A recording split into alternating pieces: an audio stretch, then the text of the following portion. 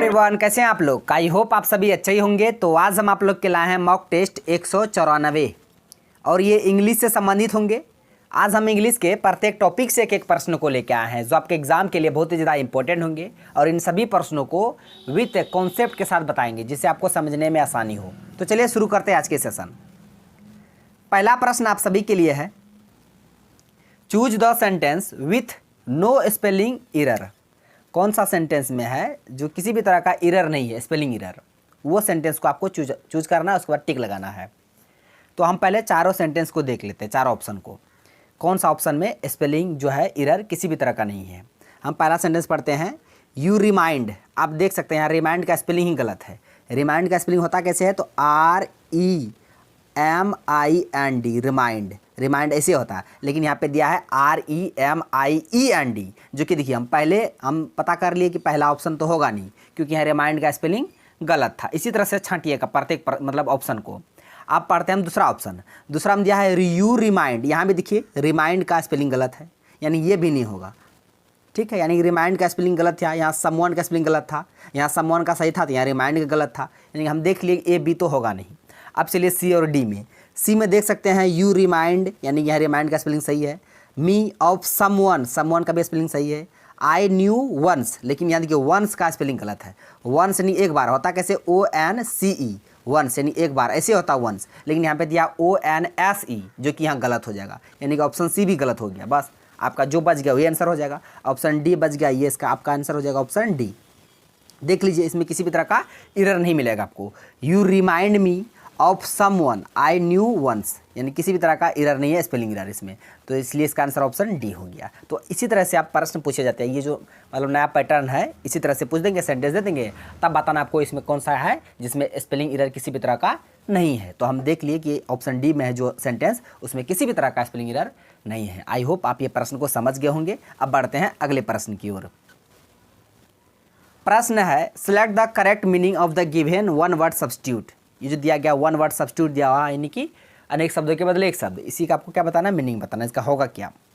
प्रश्न में बोला गया कि स्टडी ऑफ हेवनली बॉडी, यानी स्वर्गीय जो पिंड होते हैं, स्वर्गीय पिंड, उसके अध्ययन को, स्टडी को हम लोग क्या बोलेंगे।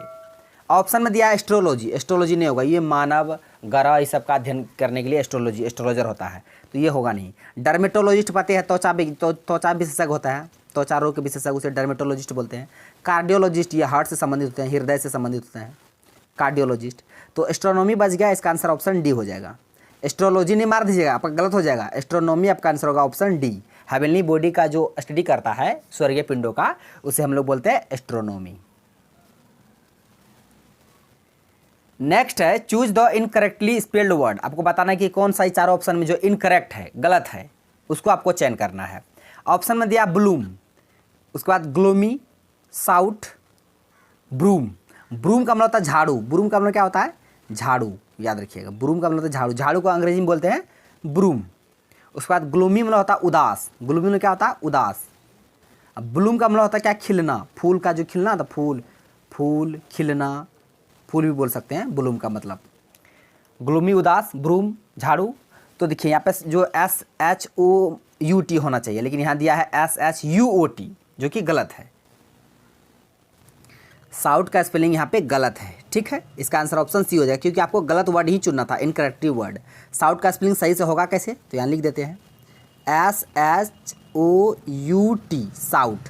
साउट में होता है क्या, चिल्लाना। साउट में क्या होता है, चिल्लाना, लिख देते हैं चिल्लाना। साउट में चिल्लाना होता है। साउट का स्पेलिंग पहले ओ तब UT, यहाँ पे पहले यू दे दिया था, इसलिए इसका आंसर ऑप्शन सी हो गया। अब बाकी सबका मीनिंग आपको बता दिया, याद रखिएगा। नेक्स्ट है, select the word which means the same as the group of words given, यानी कि आपको इसका भी वही बताना क्या, वन वर्ड सब्स्टिट्यूट। ये सारे जो ग्रुप ऑफ वर्ड है इसका आपको मीनिंग बताना है।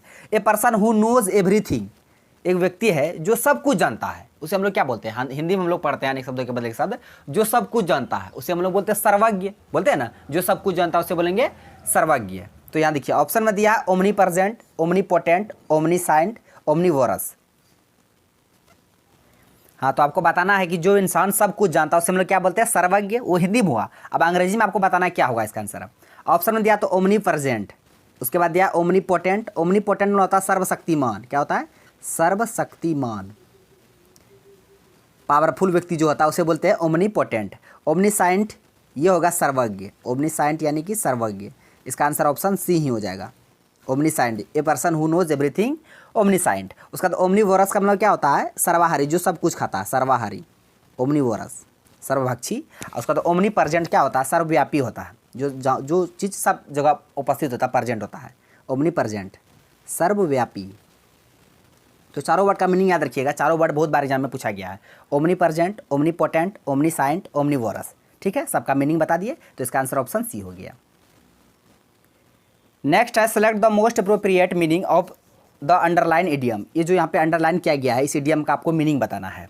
सेंटेंस में दिया है, पहले तो सिर्फ इडियम दे दिया जाता था, तब उसका आपको मीनिंग बताना था। अब क्या करते हैं? सेंटेंस में देते हैं, जिससे आसानी होता है समझने में। तो माई ग्रैंडफादर, जो मेरे दादाजी है, वांट्स चाहते हैं to turn the clock back to the days when he was a child. जब वो चाइल्ड था, बच्चा था, तो उस सिचुएशन में, उस स्थिति में जाना चाहता था वो। यानी कि टर्न द क्लॉक बैक, इस इडियम का आपको मीनिंग बताना है। इसका जो मीनिंग होता है, किसी भी मतलब पास्ट जो टाइम होता है उसमें जाना, पास्ट टाइम में जाना। तो याद रखिएगा, टर्न द क्लॉक बैक का होता है कि मतलब किसी अतीत समय में वापस लौटना। तो ऑप्शन में दिया है sell an old clock to someone, किसी को बेचने की बात कर रहा है, घड़ी को, ये होगा नहीं। Return to a time in the past, past time में रिटर्न होना, ये चाहते थे दादाजी। तो इसका आंसर यही हो जाएगा, ऑप्शन बी। ऑप्शन सी में दिया रुइन समवन द क्लॉक, ये नहीं होगा। अकम्प्लिश ए डिफिकल्ट टास्क, ये भी नहीं होगा। तो इसका आंसर ऑप्शन बी हो जाएगा। Return to a time in the past, past time में रिटर्न होने के लिए चाहता था उसके दादाजी, जब वो मतलब बच्चा थे, व्हेन ही वाज चाइल्ड, उस समय में वो लौटना चाहता था। तो याद रखिएगा, टर्न द क्लॉक बैक, इस इडियम का मीनिंग होता है return to a time in the past. सारे प्रश्न पूछेंगे प्रीवियस ईयर में, ठीक है, याद रखिएगा। नेक्स्ट है they offered him the job and he dot dot, ये फिल इन द ब्लैंक से संबंधित है। यहाँ पे आपको बताना सुटेबल वर्ड क्या आएगा। Accepted, accepted, apex, expected. देखिए चारों मतलब वर्ड एक ही जैसा लगता है सुनने में। एक्सेप्टेड, कोई भी जॉब को क्या करेगा? जॉब को एक्सेप्ट ही करेगा ना, तो इसका आंसर ऑप्शन बी हो जाएगा, एक्सेप्टेड, जॉब को एक्सेप्ट करेगा। ये एक्सेप्टेड मतलब क्या होता है? देखिए इसका अर्थ होता है के अलावा, इसका अर्थ होता है छूट देना, छूट देना या शामिल ना करना, शामिल ना करना, इसका अर्थ होता है एक्सेप्टेड। ठीक है, और एक्सेप्टेड मतलब जन भी करते हैं क्या? किसी भी चीज़ को स्वीकार करना, ग्रहण करना, स्वीकार करना या ग्रहण करना। तो जॉब को कोई क्या करेगा? कोई स्वीकार करेगा, ग्रहण करेगा, ठीक है, छोड़ थोड़े देगा, शामिल तो नहीं करेगा, ये थोड़ी बात है। एक्सेप्टेड नहीं होगा। एपेक्स, एपेक्स का मतलब होता है क्या? शिखर या उच्चतम बिंदु, इसका लिख देते हैं उच्चतम बिंदु, एपेक्स, ये तो होगा नहीं।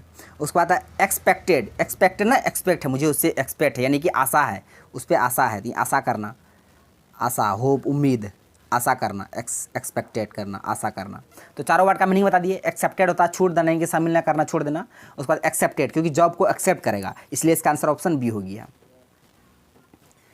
नेक्स्ट है ये ग्रामेटिकल एरर से संबंधित प्रश्न है। एक सेंटेंस दिया है और जिस पार्ट में एरर है उसी पार्ट को आपको चूज करके फाइंड आउट करना है, तब आंसर पर टिक लगाना है।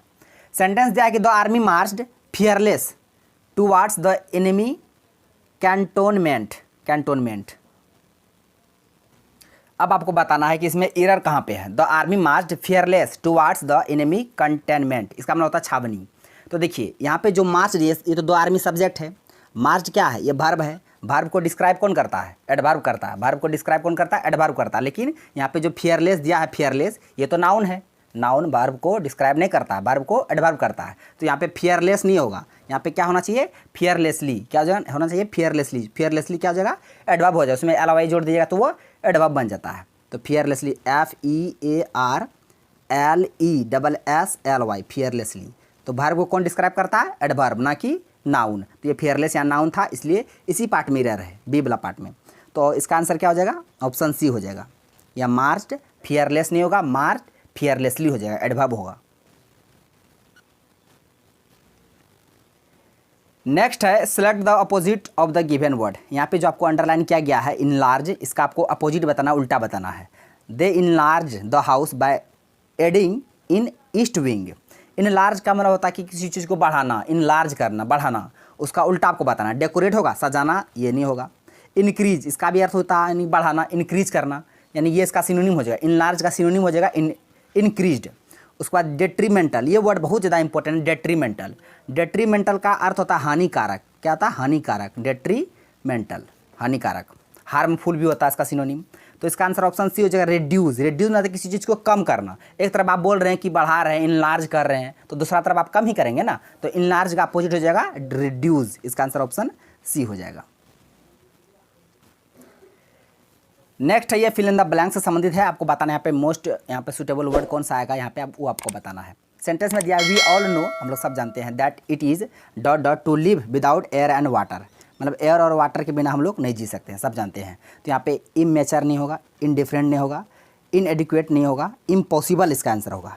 इम्पॉसिबल है यानी कि एयर और वाटर के बिना जीवन जो है जीना वो इम्पॉसिबल है, ठीक है, इसलिए इसका आंसर ऑप्शन डी हो गई। तो आसान था, सबसे बन जाता है ये प्रश्न, इसका आंसर ऑप्शन डी हो गया। नेक्स्ट है select the correctly spelled word accommodate. ये वर्ड बहुत बार एग्जाम में पूछा गया है। एकोमोडेट, तो देखिए इसको होता कैसे, ACCOMMODATE,